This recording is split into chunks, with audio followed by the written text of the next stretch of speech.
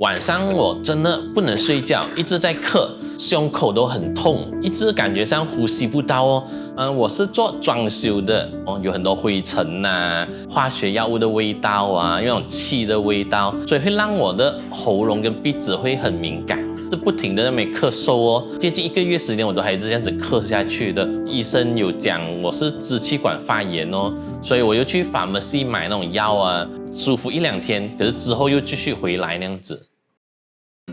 我的老婆跟朋友谈天的时候，就会提到的一个产品，他们介绍的 Tiger Milk King 啊，所以就变成他就讲试看下咯，买来给我试看下。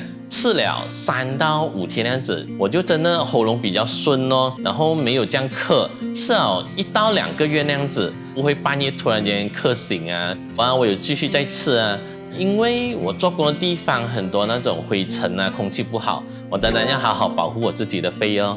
那种跟我有一样类似情况的朋友，你们可以试试看。补一补。